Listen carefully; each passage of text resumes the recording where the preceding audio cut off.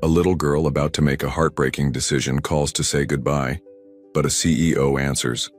If you enjoyed this story, subscribe to the channel and type "Amen" in the comments. A beautiful piece of good news may come your way very soon. And don't forget to tell us where you're watching from. The morning sun painted Seattle's skyline in shades of gold, but inside the cramped studio apartment on Pine Street, darkness seemed to cling to every corner. 7-year-old Madison carefully adjusted the purple sling across her small chest, making sure her 3-year-old sister Grace was secure and comfortable. The worn fabric, once a vibrant royal purple, had faded to the color of old bruises, much like the ones that occasionally appeared on their mother's arms. "Maddie, breakfast," Rebecca's voice carried from the kitchenette, though they all knew there wasn't much to offer. The blonde woman, barely 34 but looking older from the weight of constant worry, stood stirring watery oatmeal in a dented pot. Her hair, once the envy of every woman in her high school, now hung limp around her shoulders, and her blue eyes had lost their sparkle years ago. Trevor sprawled across the threadbare couch, remote control in one hand and an empty beer bottle in the other, despite it being only 9 in the morning. At 36, he possessed the kind of laziness that had become an art form. His unemployment benefits had run out months ago, but he showed no signs of looking for work. "This tastes like water," he complained, pushing away the bowl Rebecca had prepared for him. "Can't you make anything decent in this dump?" Rebecca's hands trembled slightly as she set down the spoon. "Trevor, please. The girls need to eat something before..." "Before what? Before you drag them around the city begging for handouts again?" His voice rose and little Grace whimpered against Madison's chest. "Maybe if you actually tried to find a real job instead of whatever charity work you think you're doing." Madison had heard this argument countless times. Her mother worked 3 part-time jobs, cleaning offices at night, serving at a diner during lunch rushes, and doing alterations for a small tailor shop on weekends. But Trevor seemed to believe that anything less than a CEO position wasn't worth his time, conveniently ignoring the fact that he lacked both education and ambition. "I'm doing my best," Rebecca whispered, her voice barely audible. "Your best?" Trevor laughed bitterly. "Your best would be finding someone who can actually provide for this family. These kids aren't even mine. Well, except for the baby there." He gestured dismissively at Grace. "That one's mine, but the older one. She's just another mouth to feed." Madison felt something cold settle in her stomach. She'd always known Trevor wasn't her real father, but hearing him say it so casually, so cruelly, cut deeper than she expected. Grace was Trevor's daughter, but Madison. She belonged to someone else entirely, someone her mother never talked about. "Don't talk about Maddie like that," Rebecca said, finding a spark of defiance. "She's a good girl and she helps more than you do." Trevor's face darkened. "Don't you dare compare that kid to me. I'm the man of this house." Madison quietly slipped out the front door, Grace still sleeping peacefully in the sling. She'd heard enough. At 7 years old, she understood more than adults realized. She knew her mother worked until her feet bled. She knew Trevor ate most of their food while they scraped together leftovers. She knew they were slowly drowning, and nobody was coming to save them. The autumn air was crisp as Madison walked down Pine Street, her small hand trailing along the chain-link fence that separated the sidewalk from the harbor below. Other children her age were probably getting ready for school, eating real breakfast, wearing clean clothes. Madison hadn't been to school in weeks. Rebecca couldn't afford new uniforms, and Trevor had forbidden her from taking charity from the school district. "Where are we going, Maddie?" Grace mumbled sleepily, her small arms tightening around Madison's neck. "Just for a walk, baby. We'll find somewhere pretty to sit." Madison had been thinking about this moment for days. She'd overheard Trevor talking on the phone to his drinking buddies, complaining about having to feed other people's mistakes. She'd seen her mother cry silently while washing dishes, believing no one was watching. And she'd made a decision that seemed logical in her 7-year-old mind. If they weren't wanted, if they were just burdens making everyone miserable, then maybe everyone would be happier without them. The Pier 70 walkway stretched out over Elliott Bay, offering a perfect view of the gray-green waters that extended to the horizon. Madison had always found the water peaceful, especially when the city noise faded into a gentle hum behind them. Tourist season was over, leaving the pier mostly empty except for a few joggers and dog walkers. "It's pretty here," Grace observed, now fully awake and taking in their surroundings. "Yeah, it is." Madison found a bench near the railing and carefully adjusted Grace in the sling so they could both see the water. "Gracie, do you remember Mama's phone?" The little girl nodded. "The one that makes beep beep sounds?" "That's right. And do you remember Trevor's number, the one Mama calls when she's at work?" Grace scrunched up her face in concentration. Despite being only 3, she had a remarkable memory for numbers and songs. 606? 888? 4411? Perfect, baby. You're so smart. Madison pulled out their mother's old flip phone, which Rebecca had forgotten on the kitchen counter in her rush to leave for her morning shift at the diner. "I need to make a very important phone call, okay? But I need you to be really quiet." Grace nodded solemnly, sensing the gravity in her sister's voice. Madison's small fingers dialed the number with careful precision. This would be her gift to their family, removing the burden that Trevor constantly complained about. She'd seen enough movies to know that sometimes people had to make hard choices to help the people they loved. And if Trevor was happier without them around, maybe he'd be nicer to their mother. The phone rang once, twice, 3 times.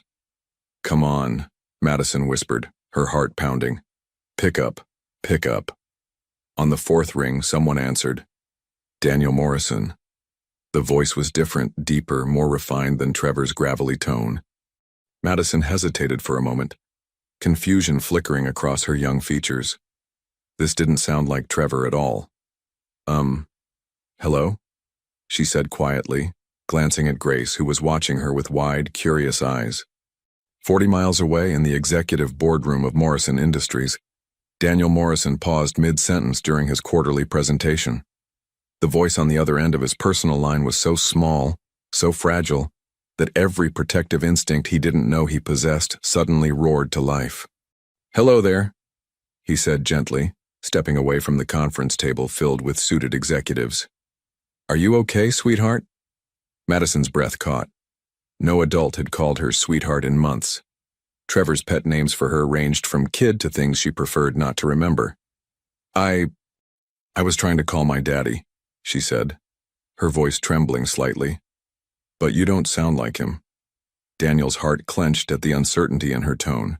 He'd been expecting a call from his lawyer about the Vancouver acquisition, not this. "What's your daddy's name, honey?" Trevor Banks. He lives with us and Mama, but..." Madison paused, trying to find the right words. "He doesn't want us anymore. He says we're too much trouble, and Mama cries all the time. And I thought if we weren't here anymore, maybe everyone would be happier." The words hit Daniel like a physical blow. He sank into his leather chair, completely forgetting about the room full of executives waiting for him to return. Something about this little voice, about the casual way she mentioned not being there anymore, sent ice through his veins. "Sweetheart, where are you right now?" "At the pretty place with the water. There's boats and seagulls, and Grace is with me." Madison looked out over Elliott Bay, where the morning sun was creating sparkles on the waves. "I wanted to call and say goodbye, so Trevor would know he doesn't have to worry about us anymore." Daniel's breath caught. Goodbye. This child was calling to say goodbye. "Madison." The name slipped out before he could stop it, and he heard her sharp intake of breath on the other end. "How do you know my name? Who are you?" Daniel closed his eyes, his mind racing through possibilities that seemed impossible, yet felt undeniably true. Madison, 7 years old, a mother who cried all the time. A man named Trevor who wasn't her father. 8 years ago there had been Rebecca. Beautiful, vibrant Rebecca with her golden hair and infectious laugh. They'd met at a charity gala, and for 6 months, she'd been the light in his driven, work-obsessed world. But when his company went through a hostile takeover attempt, when 16-hour days became the norm and he started missing more dates than he kept, she'd left. He'd found her note on a Tuesday morning. She couldn't compete with his ambition, she said. She deserved someone who could put her first. He'd tried to find her afterward when the dust settled and he realized what he'd lost. But Rebecca Miller had vanished from Seattle as if she'd never existed. No forwarding address, no mutual friends, nothing. "Madison," he said again, softer this time. "What's your mama's name?"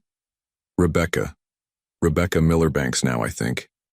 She married Trevor last year, but he doesn't like us very much."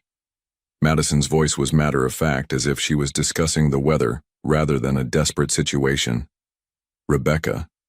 Daniel's hands were shaking now, something that hadn't happened since his first board meeting 15 years ago.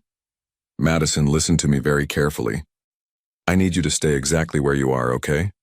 Don't move, don't hang up, just keep talking to me." "But I already said goodbye. That was supposed to be the last—" "No." The word came out sharper than he intended, and he softened his tone immediately. "No, sweetheart, you're not saying goodbye to anyone today. Tell me about Grace." "Is she your sister?" Madison nodded, then remembered he couldn't see her. "Yes, she's 3 and she's really smart. She knows all her numbers and some letters, and she sings really pretty songs. She's sleeping on me right now in the purple sling." Daniel felt something crack open in his chest. A 3-year-old sister. Rebecca had moved on, built a life with someone else, had another child. But Madison might be his. "You said Trevor isn't your real daddy. Do you know who your real father is?" Madison was quiet for a long moment. "Mama doesn't talk about him. Sometimes I see her looking at old pictures when she thinks I'm asleep and she looks sad. But when I ask, she just says he was someone who loved his work more than people." The description hit Daniel like a sledgehammer. How many times had Rebecca said exactly those words during their fights? How many times had she accused him of loving Morrison Industries more than her? "Madison, what do you look like, sweetheart?" "I have yellow hair like Mama and blue eyes. Grace looks different. She has brown hair like Trevor. People always say I look like Mama's twin, just smaller." Daniel closed his eyes, remembering Rebecca's blonde hair spilling across his pillow on Sunday mornings, her blue eyes sparkling with laughter when she caught him working on his laptop during their weekend getaways. "Listen to me, Madison. I need you to promise me something very important. Can you do that?" "I guess so." "Promise me you won't go anywhere near the water. Promise me you'll stay on the bench with Grace and keep talking to me until I get there." "Until you get where?" "You don't even know where I am." Daniel was already standing, grabbing his car keys from his desk drawer. Pier 70 overlooking Elliott Bay. "There's a bench near the railing where little girls with blonde hair sometimes sit when they need to think." Madison gasped. "How did you know that?" "Because I know a lot of things about you that you don't know yet, sweetheart.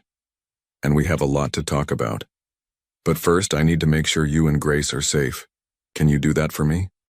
For the first time since the phone call began, Madison felt a flutter of something that might have been hope.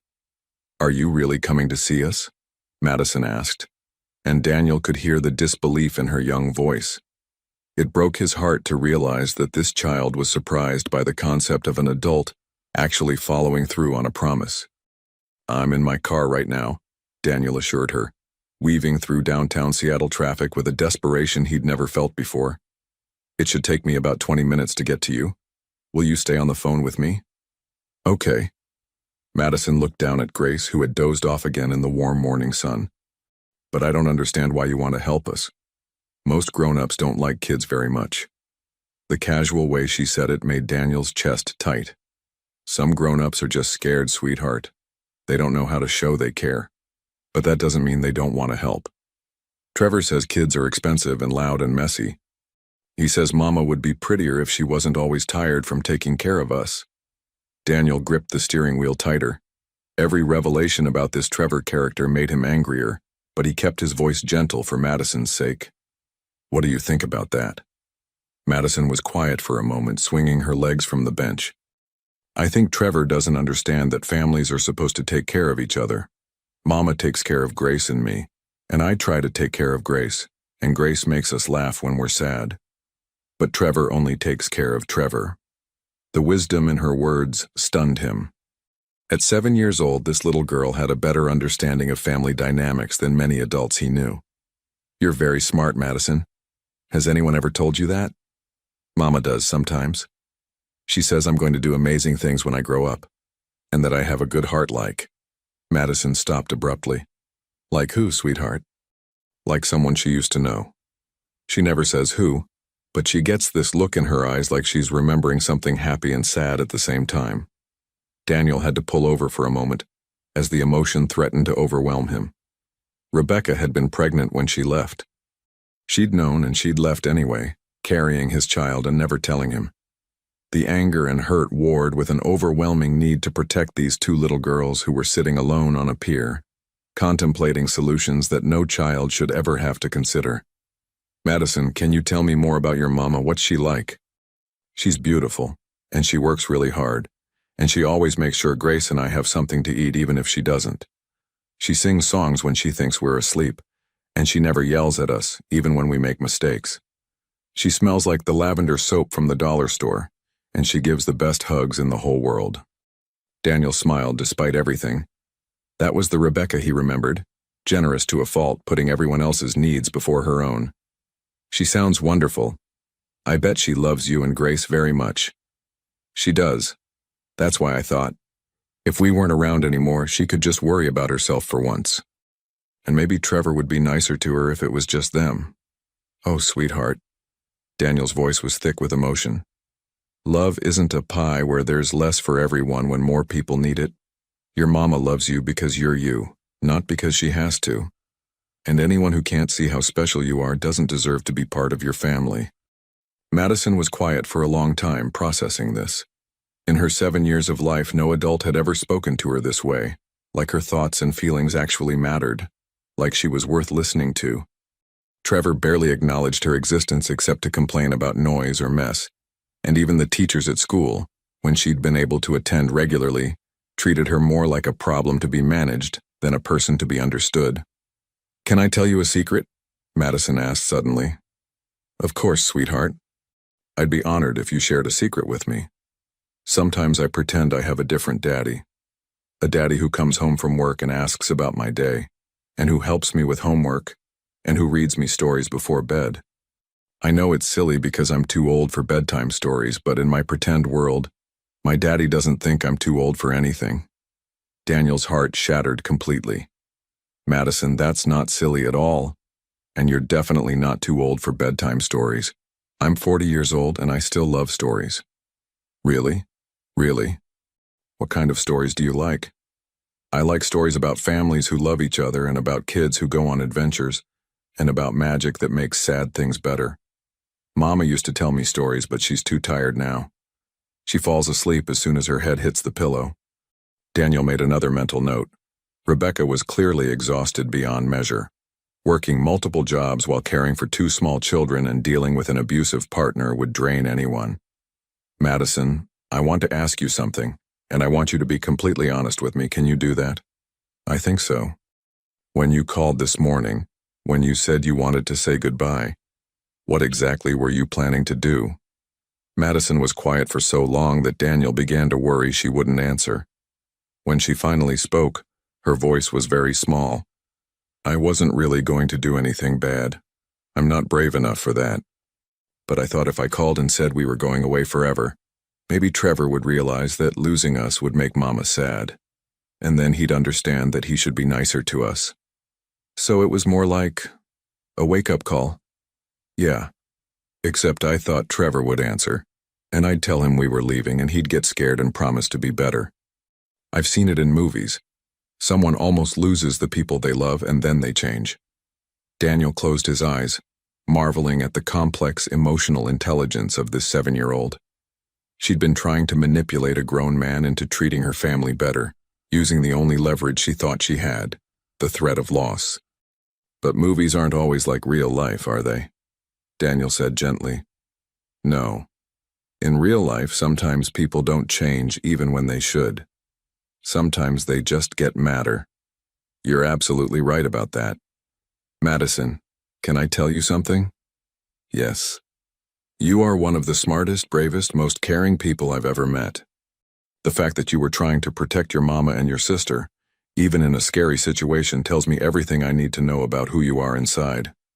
Madison felt warm all over, like she'd been wrapped in the softest blanket in the world. "Are you married? Do you have kids?" The question caught him off guard. "No, I'm not married." and I don't have any children that I knew about until today. Something in his tone made Madison sit up straighter. What do you mean? Daniel took a deep breath. This wasn't how he'd planned to have this conversation, but nothing about this day was going according to plan. Madison, I think there's a chance that I might be your real father. The silence on the other end stretched so long that Daniel worried she'd hung up. Madison, are you still there? I'm here, she whispered. But that's impossible. Mama said my daddy didn't want us. Your mama was wrong, sweetheart. If I'm your father, and I think I am, then I didn't know about you. I would never have left if I'd known. But how can you be my daddy if you've never even seen me? Daniel could see the pier in the distance now, his heart pounding as he searched for a small blonde figure on a bench. Sometimes grown-ups make mistakes when they're scared or confused. Your mama and we had some problems a long time ago, and she left before I could fix them. I think she was carrying you when she left, but she never told me. So you really didn't know about me and Grace? Grace isn't my daughter, sweetheart. She's your half-sister, but you. I think you might be mine. Madison watched a seagull land on the railing near them, its white feathers bright against the gray sky. The bird seemed completely unafraid, confident in its place in the world. Madison had never felt that kind of confidence about anything. If you're my real daddy, does that mean you want us? Like actually want us around? The heartbreak in her question nearly undid him completely. Madison, if you're my daughter, then you're the most important thing in the world to me. And Grace is important too, because she's important to you. Even though we don't have nice clothes or live in a nice place, especially because of that. Nobody should have to live the way you've been living. Madison was quiet for a moment, watching Grace sleep peacefully in the purple sling. Her little sister had never known any life other than this one. Constant worry, never enough food, always having to be quiet so Trevor wouldn't get angry. But Madison remembered dimly a time before Trevor, when Mama smiled more and laughed sometimes, when there were occasional trips to the park and ice cream cones on special days. Can I ask you what you do for work? Madison said suddenly. I run a company. We build things, buildings, bridges, places where people live and work. Like the big glass building downtown? The really tall one with all the windows? Daniel smiled. That's one of ours, yes. I like that building. Sometimes when Mama takes us on the bus, I count all the windows and try to imagine what it would be like to see the whole city from up there. Would you like to see it sometime? The view from the top, I mean? Madison's breath caught. Could we really do that? If you want to. There's a restaurant up there and the windows go all the way around so you can see everything. The mountains, the water, the whole city spread out like a map. Grace would love that. She likes to look at things from high places. Sometimes I put her on my shoulders so she can see over fences and stuff. The casual way Madison mentioned carrying her 3-year-old sister around the city made Daniel's chest tight. This little girl had been forced to grow up far too fast, taking on responsibilities that should have belonged to the adults in her life. Madison, can I ask you something else? Sure. What do you want to be when you grow up?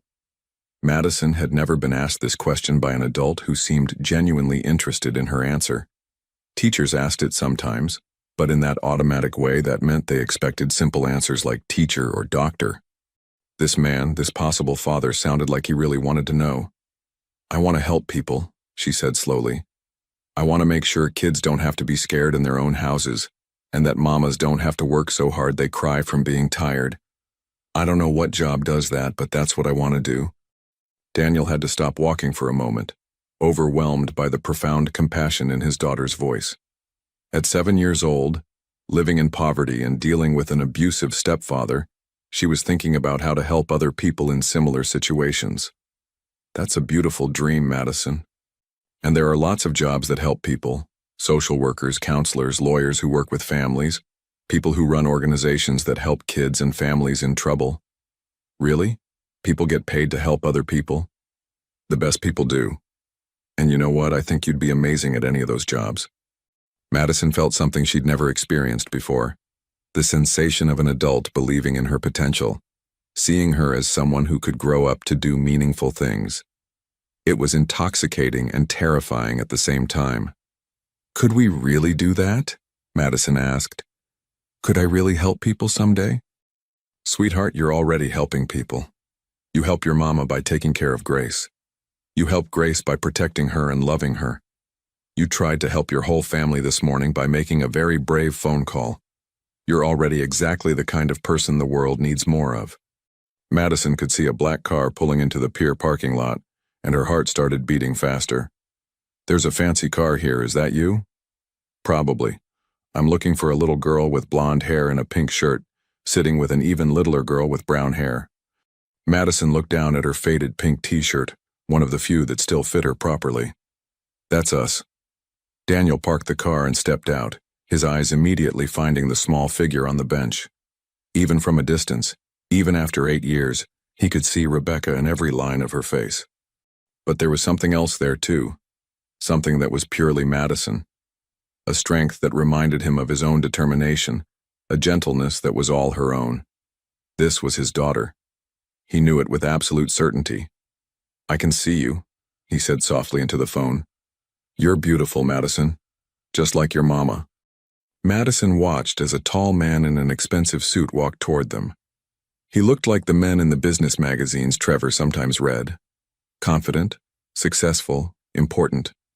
But his eyes were kind, and he moved carefully, as if he was approaching something precious that might break. She could see now that he had blonde hair like hers, though his was darker and styled neatly. He was tall and broad-shouldered, and when he smiled, she could see the same dimple in his left cheek that she saw when she looked in the mirror.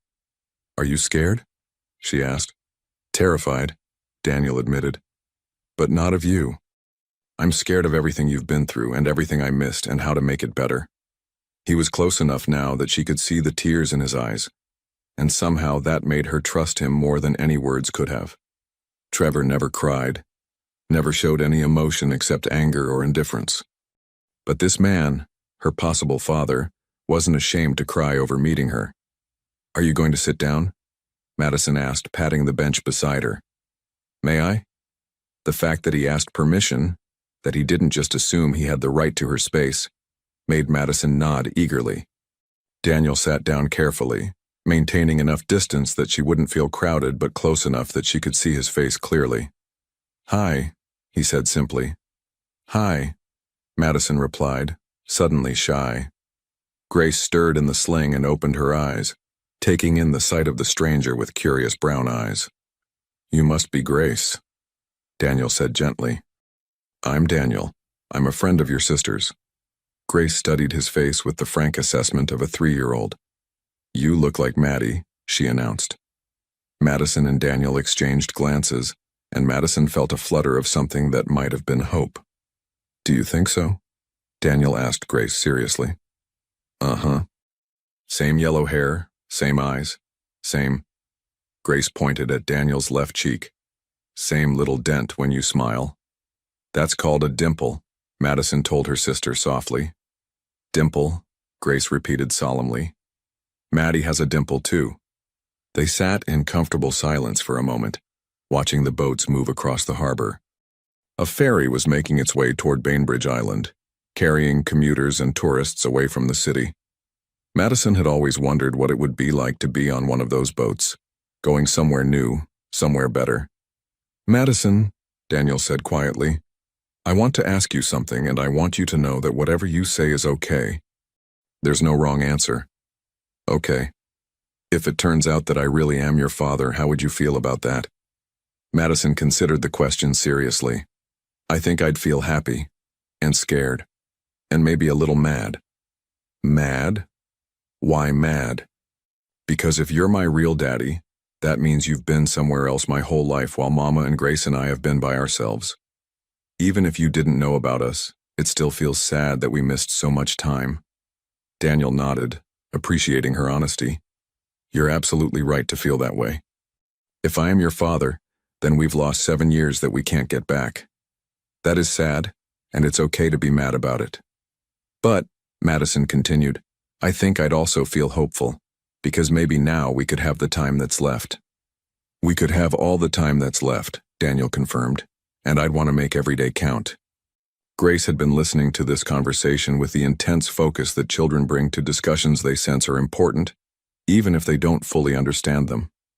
"Are you Maddie's daddy?" she asked Daniel directly. "I think I might be, Grace. What do you think about that?" Grace considered this gravely. "If you're Maddie's daddy, are you going to be nice to her?"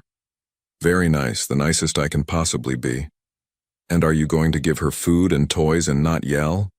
"Lots of food, definitely some toys, and absolutely no yelling." Grace nodded her approval. "Good. Maddie deserves nice things." Madison felt tears prick her eyes at her sister's simple declaration. Even at 3 years old, Grace understood that Madison had been shouldering burdens no child should carry. "You deserve nice things too, Grace," Daniel said softly. "Both of you do." "Hi, Daddy," Madison said quietly, testing out the word she'd never been able to say with any real meaning before. Daniel Morrison, CEO of a multi-billion-dollar corporation, felt his careful composure crumble completely. He sat down on a pier bench and cried for the first time in 20 years, while his daughter, his brave, brilliant, beautiful daughter, reached over and patted his hand with the natural compassion that seemed to define everything about her. "It's okay," Madison told him gently. "Sometimes crying helps. Mama taught me that."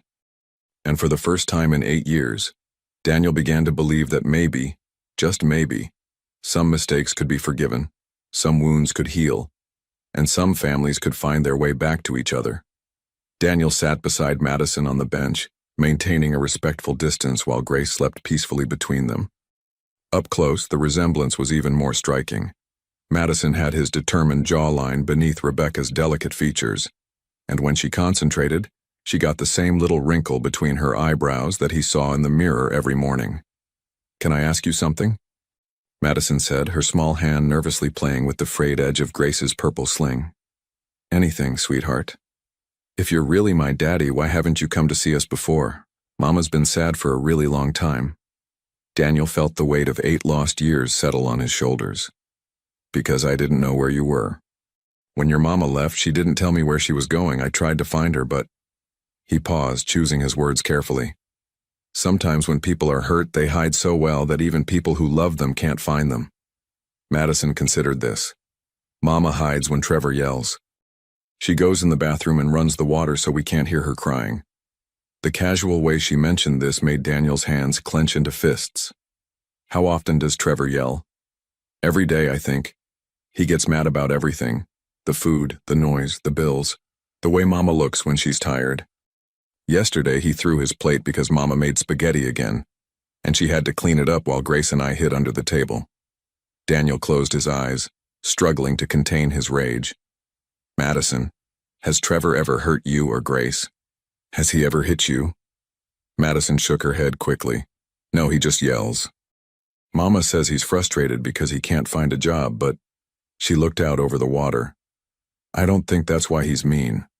I think he just likes being mean sometimes. You're probably right about that, sweetheart. Some people choose to be angry because it's easier than being sad or scared." Grace stirred in the sling, her brown eyes fluttering open. She looked up at Daniel with the frank curiosity of a 3-year-old, showing no fear of the stranger sitting beside her sister. "Hi there, Grace," Daniel said softly. "I'm Daniel. I'm a friend of your sister's." Grace studied his face seriously. "You have kind eyes. Like the nice lady at the food place." "What food place is that?" Madison's cheeks flushed pink. "The food bank. Mama takes us there sometimes when Trevor eats all the groceries before we get home. Grace likes Mrs. Chen. She always saves the good fruit for us." Daniel made a mental note to make a substantial donation to whatever food bank they'd been visiting. The idea of his daughter having to depend on charity while he had more money than he could spend in 3 lifetimes made him physically ill. "Madison, I need to ask you something important. Where is your mama right now?" "She's working at the diner until 3 o'clock. Then she has to clean the office building tonight. She won't be home until really late." "And Trevor?" Madison shrugged. "Probably still on the couch. He doesn't wake up until after lunch most days." Daniel checked his watch. It was almost noon. "Would you like to see where your daddy works?" The word felt strange on his tongue, but also perfectly right. Madison's eyes widened. Really? We can do that? If you want to. I have an office building downtown with a view almost as pretty as this one, and there's a cafeteria with really good food. Grace perked up at the mention of food. Good food? Like the kind that comes in boxes instead of cans? The innocent question broke Daniel's heart all over again. Yes, sweetheart. All kinds of good food. Can we really? Madison asked, hope creeping into her voice for the first time that day. Of course. But first I need to call your mama and let her know you're safe. Can you give me the number where she works? Madison recited the diner's number from memory, and Daniel dialed it on his phone. When a harried voice answered with, Pete's Diner, how can I help you? He asked to speak with Rebecca Miller Banks. Becky, hold on, let me grab her. Becky, phone.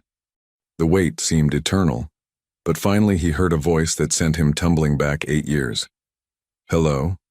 This is Rebecca. Her voice was tired, worn thin by years of struggle, but it was still unmistakably her.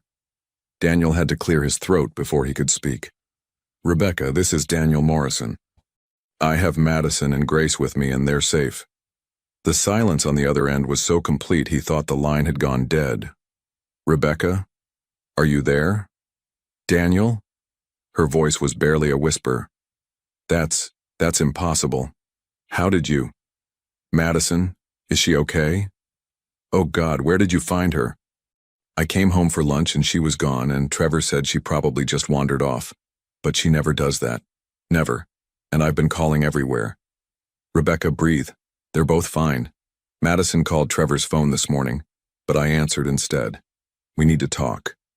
I don't understand. Why would you have Trevor's phone? Daniel realized she didn't know. Somehow in 8 years, Rebecca had never discovered that Trevor had been using Daniel's old number.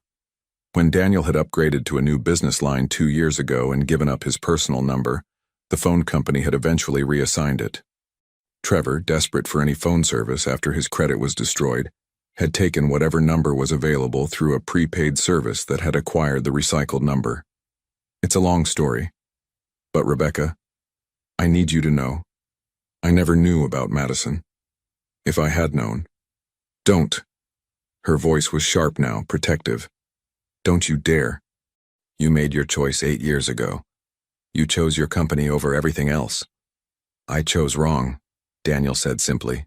But I didn't choose to abandon my daughter because I didn't know she existed. Madison was watching his face intently, picking up on the tension in his voice. Daniel forced himself to smile at her, running a gentle hand over her blonde hair. We need to meet, he continued. All of us. There's a lot to figure out. I can't just leave work, Daniel. I need this job. When does your shift end? 3 o'clock, but then I have to. Can you meet us at Morrison Industries at 3:30?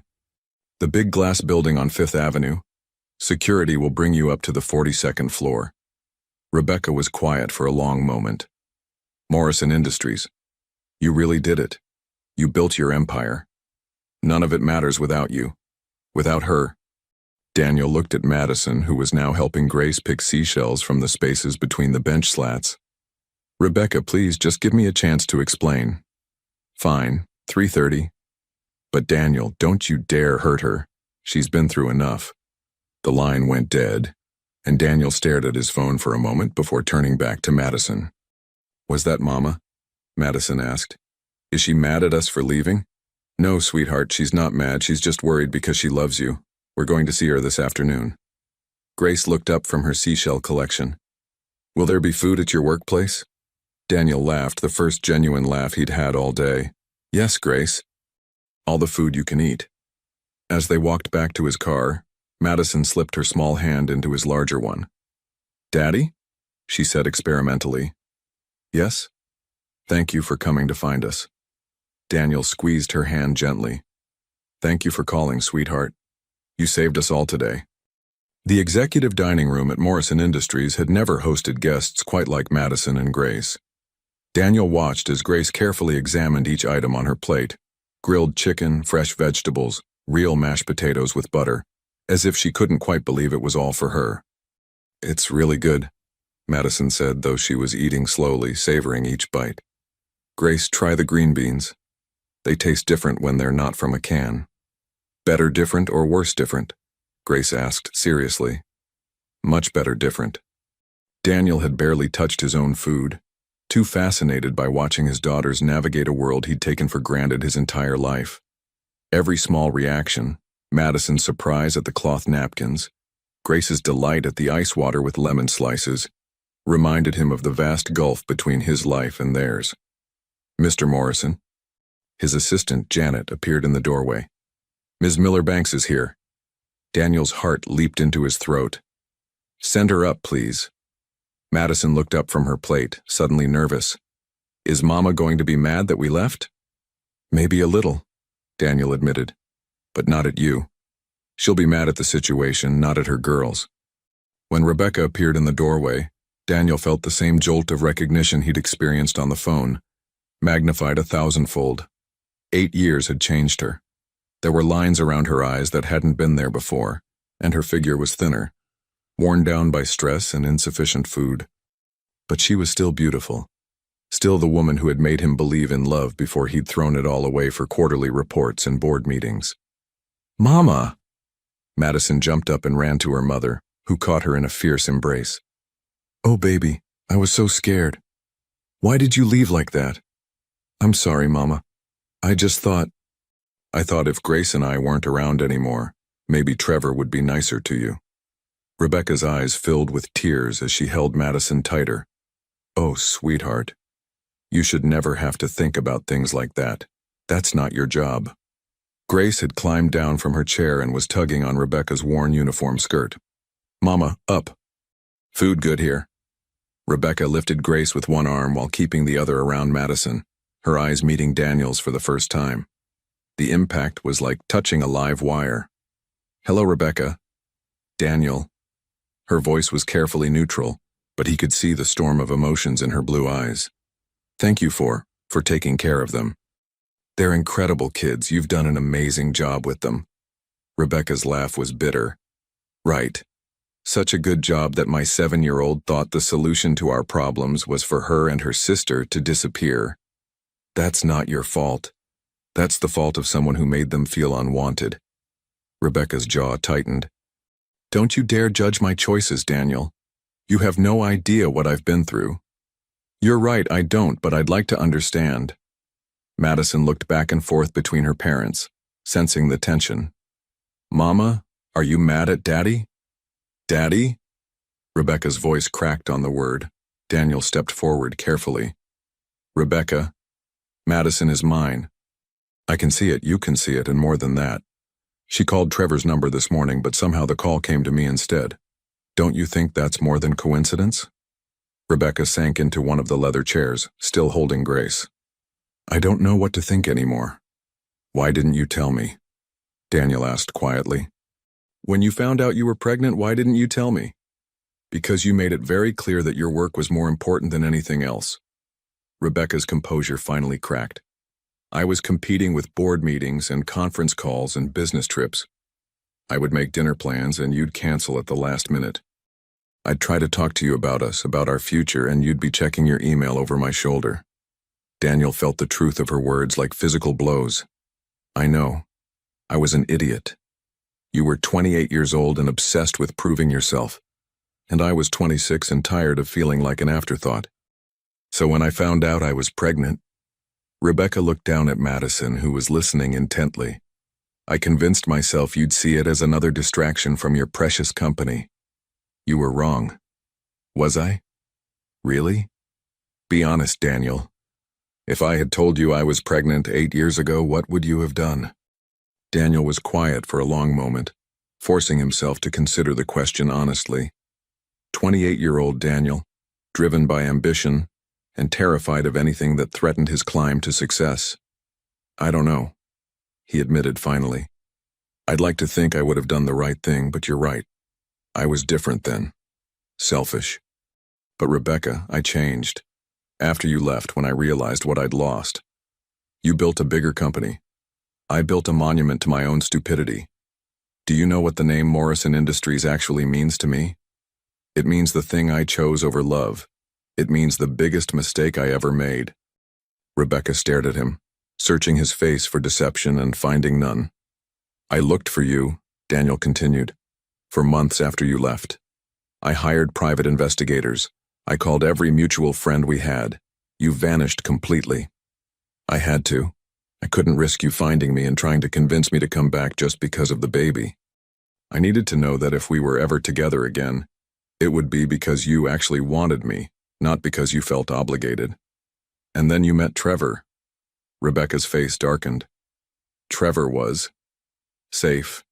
He wasn't going anywhere, wasn't building an empire, wasn't going to choose work over family. At least that's what I thought. What happened? Madison was still listening, and Rebecca glanced at her daughter before speaking carefully. People aren't always who they pretend to be. Trevor was charming when he was trying to win me over. Attentive, good with Madison, romantic.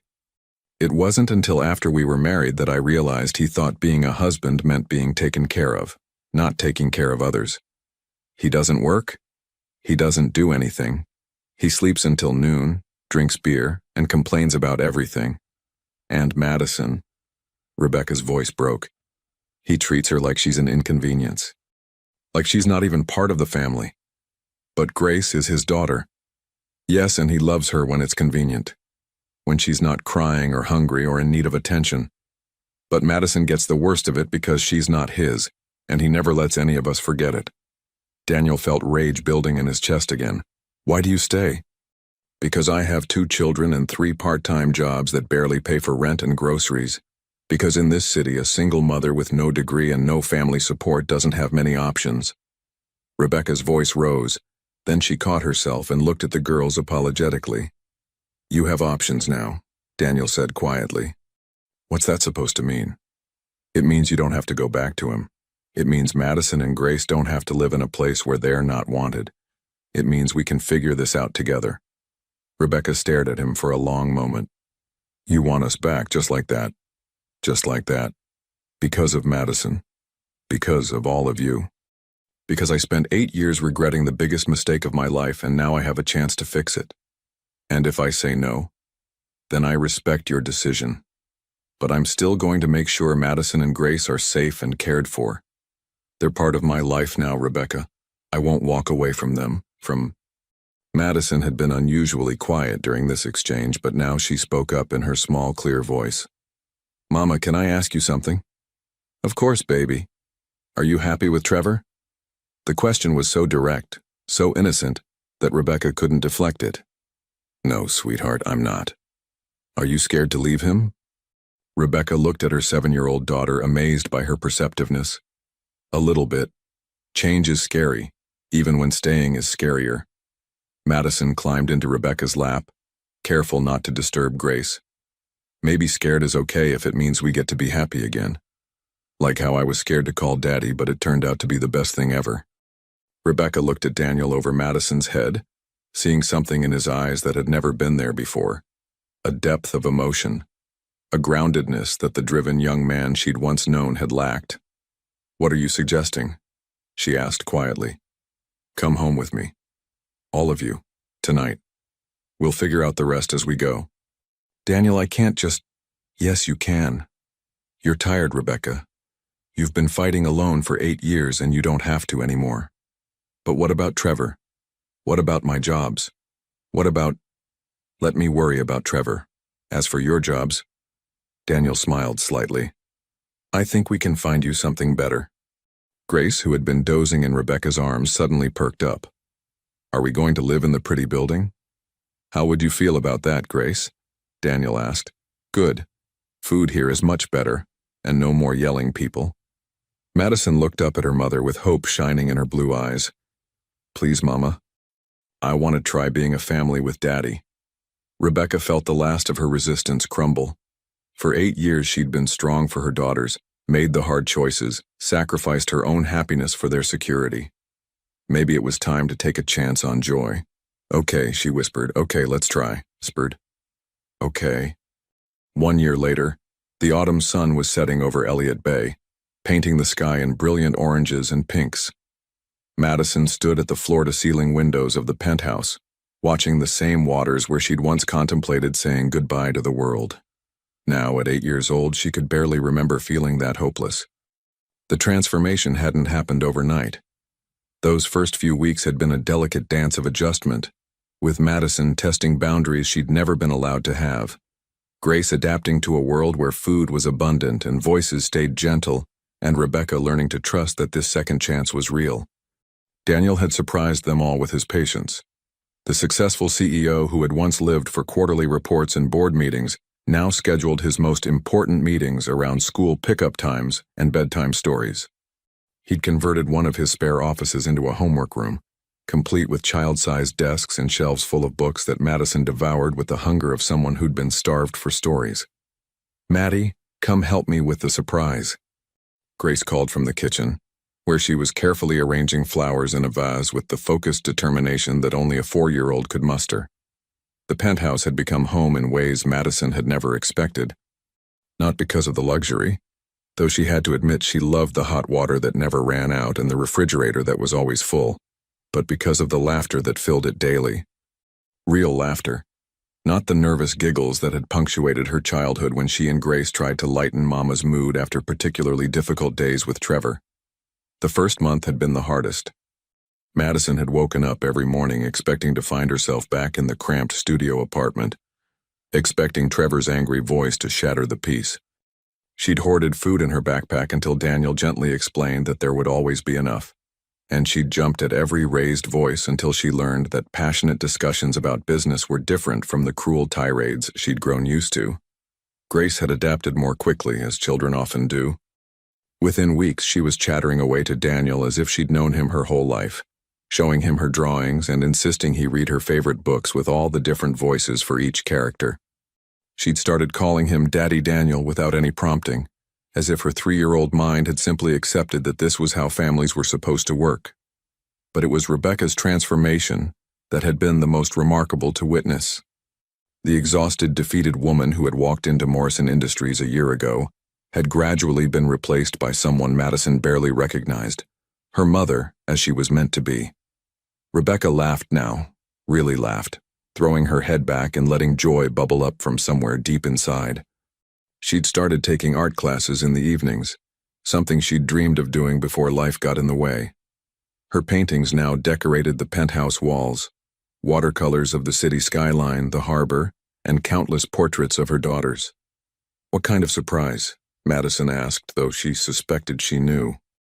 Today marked the first anniversary of what their family privately called phone call day, the day their lives had changed forever.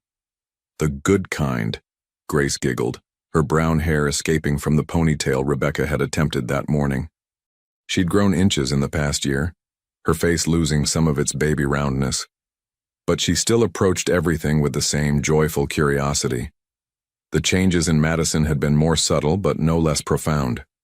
She stood taller now, spoke up in class, made friends with the confidence of a child who knew she was valued at home.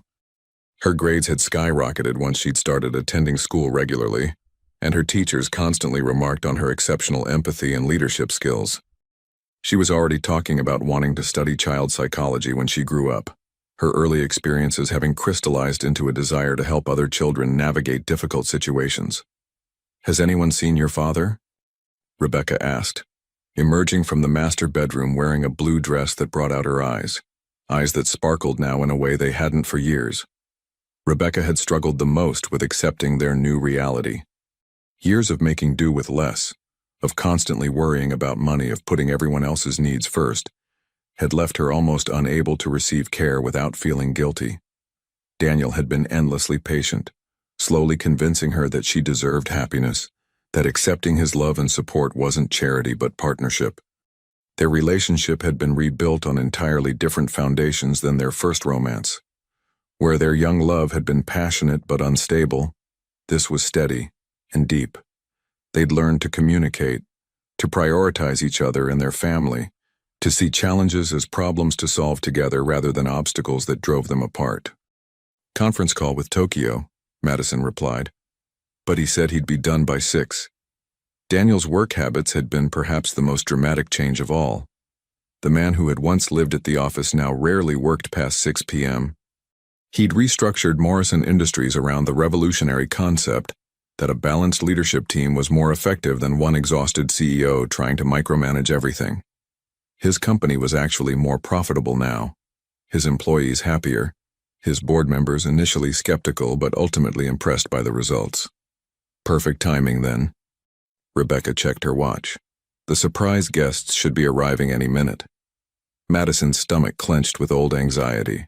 Surprise guests had never been good news in her previous life, but this was different. She could tell by the sparkle in her mother's eyes the way Grace was practically bouncing with excitement. Before Madison could ask what she meant, the elevator chimed. The doors opened to reveal Trevor Banks, flanked by 2 police officers. Madison's blood ran cold, and she instinctively stepped in front of Grace. But Rebecca put a reassuring hand on her shoulder. "It's okay, sweetheart, this is just closure." Trevor looked terrible. A year of unemployment and increasing alcohol dependency had taken its toll. His clothes were wrinkled, his face was unshaven, and his eyes held the wild desperation of someone who'd run out of options. The year had not been kind to him. Without Rebecca's income and care, his life had spiraled completely out of control. "Becky," he slurred slightly, "you gotta come home. I can't do this anymore. Everything's falling apart." Looking at him now, Madison felt something she hadn't expected. Pity. This man who had loomed so large in her childhood fears looked small and broken. She realized that his cruelty had never really been about them. It had been about his own failures, his own inability to cope with life's challenges. "I am home, Trevor," Rebecca said calmly. "This is my home. These are my daughters. This is my family." "That's not your family. I'm your husband. Grace is my daughter." One of the officers stepped forward. "Mr. Banks, you were told this was just to retrieve your personal belongings and finalize the custody arrangement. Any harassment will result in immediate arrest." Daniel appeared from his office, moving to stand protectively near his family. His presence seemed to deflate Trevor somewhat. The contrast between the 2 men was stark and undeniable. Where Daniel radiated quiet confidence and genuine care for his family, Trevor seemed to carry his failures like a weight that was slowly crushing him. "So this is him," Trevor sneered, but there was no real venom in it anymore, just the bitter resignation of a man who knew he'd lost everything that mattered. "The rich prince who swooped in and stole my family." "I didn't steal anything," Daniel replied evenly. "I just gave them what they deserved: love, respect, and security." The words hit Trevor like physical blows. He knew they were true. He'd had everything: a beautiful wife, 2 children who could have loved him, a chance at happiness, and he'd thrown it all away through his own selfishness and inability to grow up. "You can't just take Grace. She's my daughter." "And she always will be," Rebecca said firmly. "But Trevor, you haven't seen her in 6 months. You haven't called, haven't asked how she's doing, haven't paid a penny in support. You only remembered you had a daughter when you realized I wasn't coming back." It was true, and they all knew it. After the initial shock of Rebecca leaving, Trevor had seemed almost relieved to have the responsibility removed from his shoulders. He'd spent his days drinking and feeling sorry for himself, only reaching out when the loneliness became unbearable. Grace, who had been hiding behind Madison, suddenly stepped forward with the fearless honesty of a child. "I don't want to live with you anymore, Trevor. You yell too much, and you don't like my sister." The simple statement hung in the air, devastating in its truth. Grace spoke without malice, just stating facts as she saw them.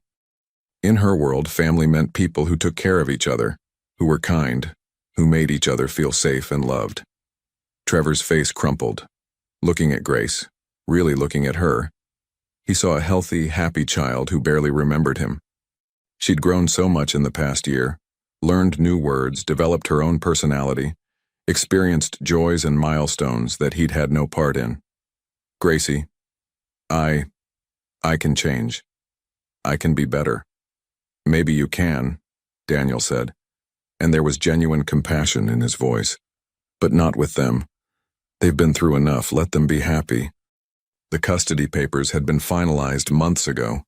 Trevor's parental rights to Grace hadn't been terminated, but his visitation was supervised and contingent on his sobriety, a condition he'd failed to meet consistently. Rebecca had full custody, and Daniel was in the process of adopting both girls. The legal proceedings had been more complex than anyone had anticipated. Daniel's lawyers had been thorough, ensuring that every aspect was handled properly. Trevor had initially fought the arrangements, but as his own situation deteriorated and his inability to provide a stable environment became clear, he'd gradually stopped showing up to court dates. "I want them to know about you," Rebecca told Trevor, as the officers prepared to escort him out. "Grace especially. When she's older, when you're healthier, maybe there can be a relationship, but not now. Not like this." Rebecca meant it. Despite everything Trevor had put them through, she didn't want Grace to grow up feeling abandoned by her biological father. But any future relationship would be on Grace's terms, when she was old enough to understand and choose for herself.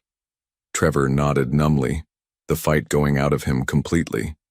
For a moment he looked at Grace with something approaching genuine love, perhaps the first time he'd ever really seen her as a person rather than a burden. "Be good, Gracie," he whispered. "Be happy." Grace nodded solemnly. "I will. You be good too, Trevor." As he was led away, Grace moved to the window and waved goodbye, not cruelly, but with the matter-of-fact acceptance that children possess. She'd already moved on emotionally. Trevor was part of her past, not her future. "Will he be okay?" Madison asked quietly, surprising herself with her concern. "I hope so," Rebecca answered honestly. "People can change if they really want to, but we can't wait for them to decide they want to." Madison nodded, understanding more than most children her age about the complexities of human nature. She'd learned that adults weren't simply good or bad, but complicated people making choices that affected everyone around them. The elevator chimed again, and this time the doors opened to reveal Mrs. Chen from the food bank, carrying a covered dish and beaming with joy. Behind her came Dr.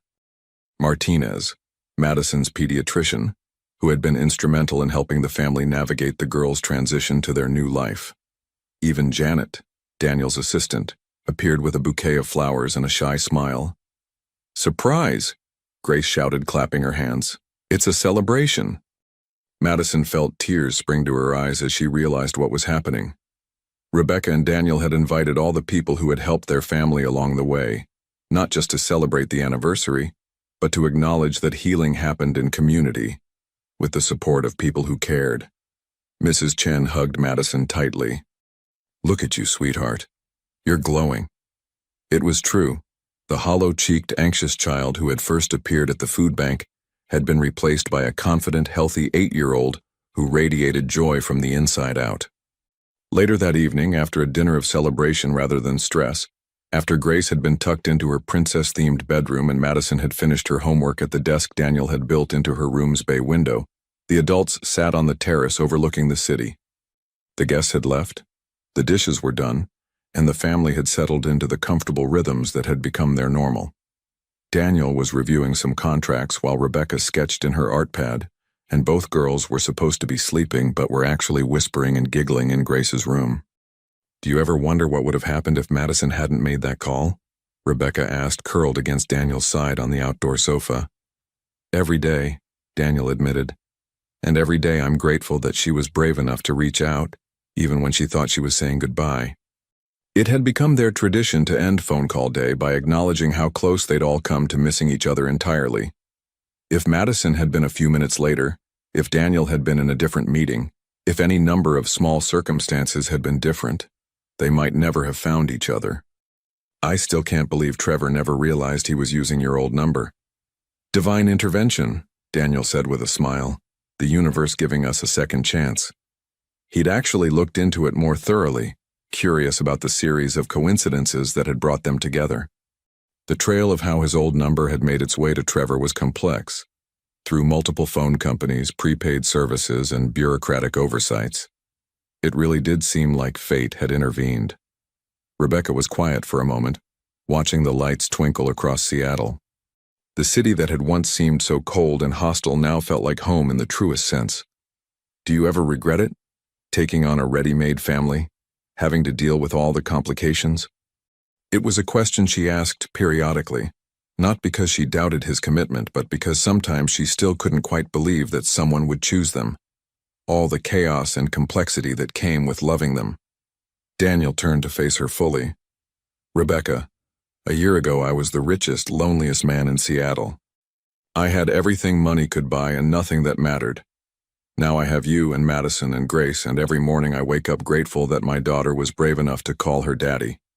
She gets that from you, you know. The courage to take risks for the people she loves. She gets it from her mother, who worked 3 jobs to keep her daughters fed and safe. They sat in comfortable silence for a while, listening to the sounds of the city below and the ocean in the distance. The silence was different now, not the heavy quiet of exhaustion or fear, but the peaceful quiet of contentment. Daniel? I love you. Not because you saved us, not because you provide for us, but because you chose us. Every day you choose us. It was something they'd talked about extensively in the family counseling sessions Daniel had arranged.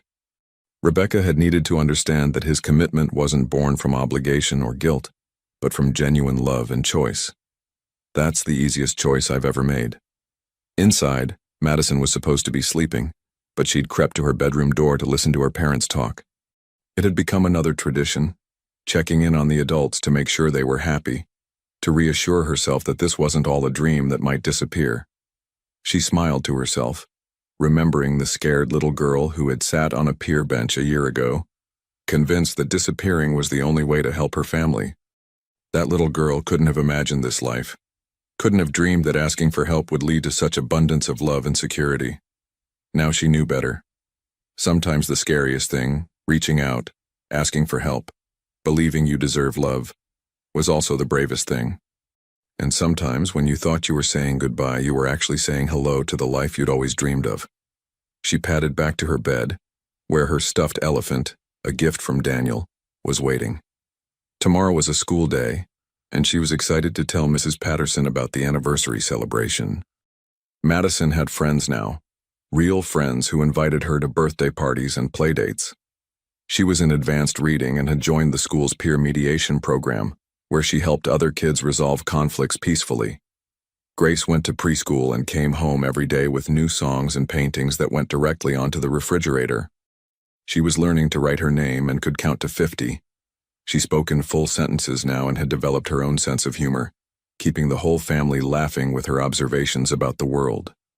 Rebecca worked part-time at a nonprofit that Daniel's company supported, doing meaningful work that utilized her intelligence and compassion instead of just her desperation. She'd found her calling in helping other families navigate crises, and her own experiences gave her a credibility and empathy that made her incredibly effective. And Daniel came home every night at 6 o'clock, helped with homework, read bedtime stories, and had never once made any of them feel like an obligation. He'd found a balance he'd never thought possible, and his family had given his success meaning beyond profit margins and market share. As Madison drifted off to sleep, she could hear her parents' soft laughter drifting in from the terrace, and she smiled. Tomorrow, maybe she'd call the number that had changed everything, just to hear her daddy answer the phone and say her name with all the love in the world. Some calls she'd learned weren't meant to say goodbye at all. Some calls were meant to say, "I'm here, I need you, I love you." And sometimes, if you were very lucky, the person on the other end of the line was waiting to say the same thing back. The city sparkled below them, full of other families, other stories, other children who might be sitting on benches somewhere feeling hopeless and alone. Madison whispered a small prayer into the darkness, that those children would find their own courage to reach out, to believe they deserved better, to trust that somewhere in the world, someone was waiting to love them exactly as they were.